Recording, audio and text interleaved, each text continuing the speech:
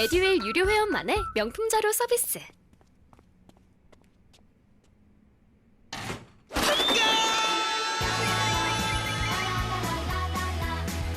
고퀄리티 명품 자료의 혜택. 오직 에듀윌 유료 회원에게만. 자, 17번 또 시조가 나왔죠. 제가 시조 문제 많이 나올 것이라고 미리 다 말씀을 드렸죠. 특히 시조 문제 많이 나올 것이니까 시조 많이 봅시다 라고 말씀드렸죠. 시조가 4개나 나왔어요. 앞에 우리 16번 시조랑 합치면 4개가 나오죠.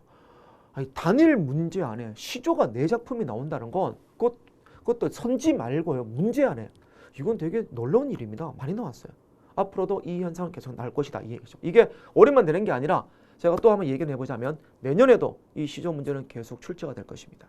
시조 많이 공부하셔야 됩니다. 자, 보시면 눈 맞아 휘어진 데를 뉘가 굽다 턴고. 자, 누는 바로 실현 권한입니다.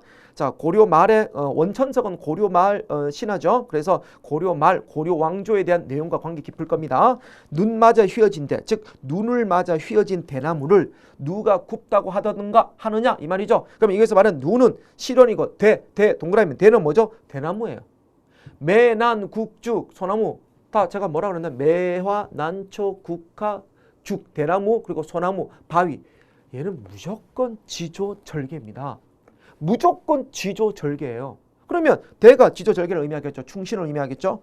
굽을 절이면 눈 속에 푸르겠냐? 푸르겠냐? 이 절대 안 굽는다는 거죠. 굽을 절개 같으면 그렇게 푸르겠니? 그러니까 대나무는 절대로 굽지 않는 절개야 이 말이죠. 아마도 세한고절은 너뿐인가 하노라. 세한고절이 뭐죠? 세한고절 한겨울 속에서도 이겨내는 절개란 뜻입니다. 절개예요. 그래서 같은 뜻으로서 제가 이 사자성어도 강조했던 거죠. 같은 뜻으로서 오상고절이 있습니다. 오상고절. 서리빨 속에서도 꺾이지 않는 절개 이런 말입니다. 자, 그래서 같은 거죠. 너뿐인가 하노라. 너가 뭡니까? 대나무죠. 대나무에 예찬하고 있는 시입니다. 즉 고려 왕조에 대한 충절을 강조하고 있는 게 이 시의 주제가 되겠죠. 자, 황진이. 황진이 또 나왔네. 지겹습니다. 이놈의 황진이. 매번 나오네요. 황진이. 동짓달 기나긴 밤 한허리 보여내요. 자, 이 밤은 어떤 밤이죠? 롱타임이죠. 그러니까 동짓달은 1년 중 밤이 제일 긴 밤 아닙니까? 그래서 길고 지루한 밤이라 그랬죠. 제가 자, 밤은 길고 지루한 밤인데 한허리 보여냈어요. 아니, 시간이 허리가 어디 있나요? 그러니까 시간이란 추상적 개념을 구체적 사물인 허리를 베어놨다고 표현을 했죠. 그러니까 우리가 이건 무슨 표현이라고 그랬죠? 바로 추상의 구체화라고 그랬어요. 춘풍 이불 아래 서리서리 넣었다가 저 봄 이불 속에 서리서리 깊이 넣었다가 그죠? 어른님 오신 날밤 구비구비 펴리라. 어른님 사랑하는 사람이 오시면 그때 펴리라. 즉 뭐죠? 롱타임을 숏타임으로 잘라서 그 숏타임을 이불 속에 키핑시켜 놓은 다음에 러브한 사람이 오면 그 숏타임을 롱타임으로 쓰겠다 이 말이에요. 소름 끼치지 않나요 여러분들? 천재 아닌가요? 이 정도면? 그러니까 황진이가 우리나라 3대 여류실이라 합니다. 그죠? 자, 너무 소름 끼칩니다. 님에 대한 그리움을 드러내고 있는 시조가 되겠죠. 자, 다음에 사슬 시조네요. 두터비 파리를 물고 두어미에 치다로 앉아. 두꺼비가 파리를 물고 두어미에 올라갔습니다. 그럼 두터비가 뭐죠? 탐관오리. 파리가 뭐죠? 힘없는 백성. 두엄이 뭐죠? 두엄? 빼앗은 재물. 그러니까 탐관오리가 백성을 족쳐서 재물을 빼앗아서 올라갔는데 건너산 바라보니 백성군이 떠 있습니다. 백성군이 뭐죠? 중앙관리. 일종의 감찰반 정도가 되겠죠. 중앙관리 또는 외세. 그 당시에 뭐 왜구들 얘기하겠죠. 백성군이 떠 있거늘. 자, 그럼 보세요. 아니 재물을 다 뺏어갔으면 외세 침략은 막아줘야 되는 거 아니에요? 양반놈들이. 근데 먼저 도망간다는 겁니다. 가슴이 끔찍하여 풀떡 뛰어 내닫다가 두어만에 자빠지다가 떼굴떼굴 굴러갔으니까 웃기죠. 해학적 표현이네요. 그죠? 모쳐라. 마침 모쳐라. 마침 또는 다행이다. 둘 다 쓰입니다. 뭐 다행이다 또는 마침. 그죠? 날랜 낼쉬망정. 즉 내가 날새끼망정이지 애해질 뻔하게라. 애해질은 멍입니다. 멍이 들 뻔했구나 이 말입니다. 그러니까 결국은 지 자랑하는 거죠. 아니 지가 백성을 놔두고 제일 먼저 도망갔다는 게 자랑질입니까 그게? 그죠? 그러니까 너무 허풍이 심하죠. 그래서 자화자찬, 허장성세를 드러내고 있는 작품이 되겠죠. 그래서 탐관, 오리의 행포를 비판하는 사설시조가 됩니다. 우리 많이 봤던 작품들이었죠. 그죠? 자, 그러면 17번입니다. 옳지 않은 건데요. 1번 가의 중심 소재가 대나무다. 그렇죠. 대나무의 절개를 예찬하고 있는 거니까요. 2번 나는 화자의 임가의 재회를 바라고 있죠. 황진이 기생시조는 99.999%가 임가의 재회입니다. 그리움입니다. 3번 길이가 길어진 시조 형식이다. 제가 이런 말씀 많이 좀 드렸는데 고전문학을 공부하실 때 장르별 특징을 제가 반드시 기억하라고 그랬어요. 예를 들자면 뭐 향가 같은 경우에는 예를 들어 고려가요 같은 경우에는 고려가요 같은 경우는 3분 후 평민 3분 후 한글 제가 꼭 기억하라고 그랬죠. 뭐라고 그랬습니까? 평민이 3분 후에 궁중에서 한글을 깨우치다. 즉 뭐죠? 평민문학이고 사문보고 분절체고 후렴구고 그리고 비록 고려 때 만들어졌습니다만 조선시대 유학자들에 의해서 궁중에서 한글로 썼다. 기억하라 그랬죠. 그것처럼 장르별 특징을 제가 반드시 기억하라 그랬고 제가 수업 때 엄청 강조를 많이 했습니다. 제가 외우기 좋게끔까지 제가 만들어 드렸죠. 그죠? 자, 그런데 사설시조가 제가 그때 표까지 만들어 드렸는데 사설시조는 조선 후기 즉 임진왜란 이후에 만들어진 작품으로 초장과 중장이 2구 이상 길어진 시조예요. 초장과 중장만 길어진 겁니다. 마지막 종장은 똑같아요. 평시조나 3호 4.3 형태로 끝나게 되는 겁니다. 그리고 마지막 3문보는 항상 꼭 글자수를 꼭 지켜야 되겠죠. 정형화가 돼 있죠. 그죠? 그렇기 때문에 보시면 종장 길이가 길어진 게 아니라 초장과 중장이 길어졌다고 봐야 되고 다음에 사설시조든 평시조든 무조건 종장 척구는 꼭 삼음절로 써야 된다. 그죠? 그래서 형식을 지켜야 되겠죠? 그래서 4번 가와 다는 종장 척구의 음술 꼭 삼음절을 지켜야 됩니다. 그래서 가는 아마도, 나는 어른님, 다는 모처럼 다 맞잖아요. 정답은 3번입니다. 자, 18번. 자, 기억 리얼의 해석으로 옳지 않은 것인데 정답은 3번이죠. 아까 다 설명해 드렸습니다만은 목이 터지라가 아니고 마침이란 뜻입니다. 자, 이런 뜻을 모른다 하더라도 목이 터져라? 이런데 모쳐라가 마침이란 걸 모르다고 쳐봅시다. 근데 우리가 이 이슈를 한번 읽어본 친구라면 한 번만 공부해본 친구라면 목이 터져라가 전혀 느낌이 없을 거예요. 그러니까 학생들이 1번, 2번, 4번이 알아서 푼 친구도 있긴 하겠지만 목이 터져라 너무 생뚱맞지 않아? 하고 센스를 발휘해서 그죠? 푸는 학생들이 더 많습니다. 그리고 풀 수 있어야 되겠죠. 그죠? 정답은 3번입니다. 외워서 푸는 건 절대 아닙니다. 자, 보시면 자, 19번 비문학 지문이 하나 출제가 되었는데요. 이 비문학은 우리가 작년에 출제되었던 그런 긴 장문의 글은 그나마 아니었습니다. 조금 짧은 편이었고 또 내용이 복잡한 내용 일치가 아니고 뭐 추론적 사고를 묻는 것도 아니고 그냥 어떤 주제를 찾는 문제라고 보시면 될 것 같습니다. 자, 첫째 문단은 뭐죠?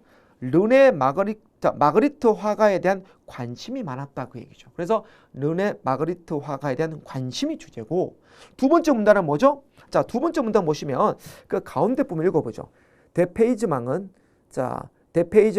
그 창작 기법인 대페이지망이라는 게 있는데 대페이지망은 창의력과 상상력을 높여주고 잠재력을 개발해주는 의미 있는 수단이다. 이게 뭐죠? 장점이잖아요. 자, 우리가 비문학 공부를 하실 때 제가 장점, 가치 또는 효용성 이런 의미를 가진 특히 장점이 나온다면 장점이란 말보단 제가 뭐라고 바꾸라고 그랬죠? 의의라는 말을 꼭 기억하라고 했죠. 의의란 것은 장점, 가치 이런 뜻입니다. 그래서 장점 이러면 좀 격 좀 떨어지잖아요. 그래서 격 떨어지니까 의의 이게 고급스럽게 말을 쓰는 거예요. 그 제가 항상 나온다는 문제 아닙니까? 의의는. 자, 그러면 두 번째 문단은 뭐가 되는 거죠? 대페이지망에 의의가 나와 있는 거고 세 번째 문단 보겠습니다. 세 번째 문단은 뭐냐면 대페이지망에 대한 개념이 나오죠. 개념 보면 자, 첫째 줄 끝부분입니다. 이는 특정한 대상을 상식의 맥락에서 떼어내어 전혀 다른 상황에 배치함으로써 기이하고 낯선 장면을 연출하는 것이다. 라고 뭡니까? 바로 대페이지망의 개념이고 다음에 이 대폐지망이 참 좋은 거예요라고 누가 말했습니까? 바로 그 초현실주의 같은 화가인 로트레아몽이 야 이게 되게 좋은 것 같아 하고 다시 한번 의의를 밝혀내고 있잖아요. 어디 보시면 밑에서 두 번째 줄 바로 그 기함이 시적 예술적 상상을 논리와 합리 너머의 세계에 대한 심층의 인식을 일깨워줬다. 이것도 의의잖아요. 의의. 물론 이 의의는 바로 로트레아몽이 이제 말한 대페이지망에 대한 의의가 되는 거죠. 그죠? 그러면 결국 이건 뭐가 되는 겁니까?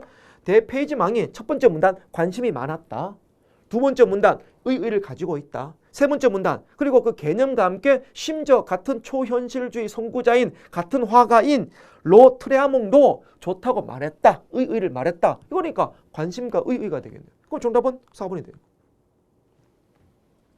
자, 20번 문제입니다. 마지막 문제죠. 표현 방법. 자, 여러분들 보세요. 표현 방법 딱 보자마자 어떤 게 먼저 떠오르나요? 또 나왔네라는 아마 느낌이 오신 분들은 공부를 많이 하신 분입니다. 표현 방법은 바로 수사법에 대한 문제가 되는데요. 우리 서방지가 너무 좋아해. 역설과 반어를. 역설과 반어는 5년에 3번 정도 나온다고 보시면 돼요. 출제율이 5년에 3번 정도.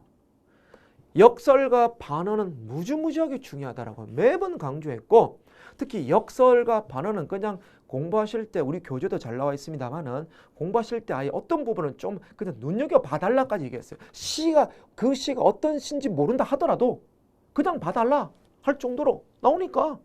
그래서 제가 역설할 때 제가 조심이라고 했던 단어가 몇 개, 그 구절이 몇 개가 있는데 그 중에 하나가 제가 뭐였습니까? 자, 예를 들면 김소래 나보기가 역겨워 가실 때에는 죽어도 아닌 눈물 흘리오리다.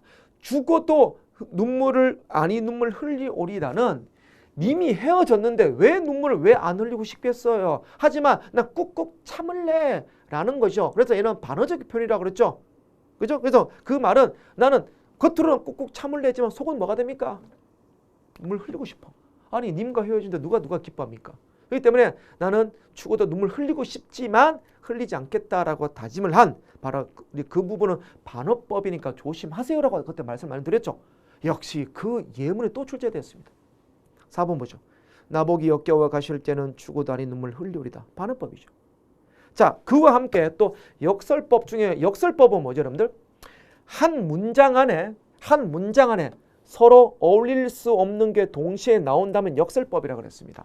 자, 예를 들면 1번을 보세요. 1번을 보면 고와서 서러워라가 나옵니다. 아니 고우면 서럽지 말아야지. 왜 이게 나올 수 있어? 그러니까 한 문장 안에 한 구절 안에 서로 어울릴 수 없는 게 동시에 나왔죠. 그죠? 2번을 보죠. 3번을 보겠습니다. 3번 보시면은 찬란한 슬픔의 봄.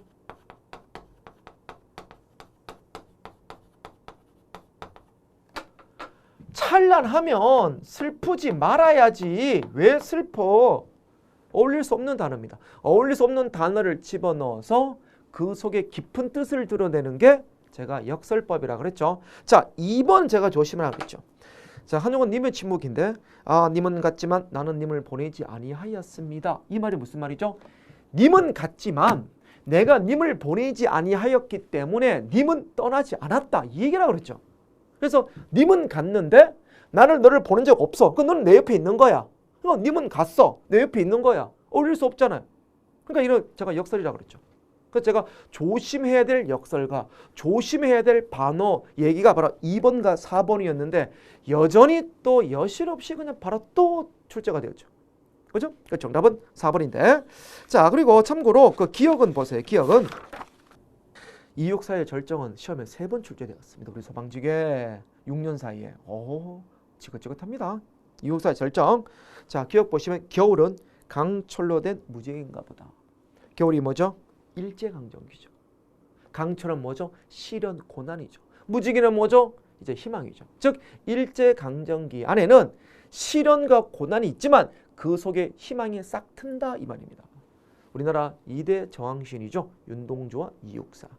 그래서 정답은 그래서 4번이 됩니다. 반어법이 되겠죠. 자, 여러분들 이렇게 해서 우리 문제를 다 풀어봤는데 어땠나요? 그죠? 자, 조금은 좀 쉬웠다 생각이 좀 듭니다. 그리고 문제도 다 충분히 다 예상되었던 예문들도 많이 출제가 되었고, 또 그리고 우리가 항상 우리를 괴롭혔던 그 고전 문학 중에 우리가 낯선 고전 문학도 출제가 거의 되지 않았고, 또 비문학도 장형화되지 않고 조금 좀 짧았던 비문학이 나왔기 때문에 좀 시간적으로도 어느 정도는 조금 쉽지 않은 생각이 들고요. 자, 그리고 우리가 이걸 통해서 느낀 교훈이라고 하면 교훈인데, 평상시 기초 수업을 틈틈이 들었던 친구들은 접근할 수 있는 겁니다. 그래서 우리 소방직 국어는 기본적이고 기초적인 것이 더 중심을 둬야 됩니다. 뭐 낯설고 새롭고 뭔가 독특하고 예문도, 여러분들 문제 푸시다 보게 되면 이상한 예문도 많이 나오지 않습니까? 예를 들면 우리 소방직과 관련 없는 뭐 9급 행정직에서 또 7급 행정직에 나왔던 그런 문제를 보고, 와, 이거 예문 되게 어려운데 이거 기억해둬야 될 거 아닌가? 그런 게 안 나온다고요, 우리는. 그래서 딱 교재에 있는 그 예문을 중심으로 기초적인 것만 공부하셔도 충분히 접근할 수 있다. 그 얘기를 말씀드리면서 오늘 수업을 마치도록 하겠습니다. 여러분들 고생 많으셨습니다.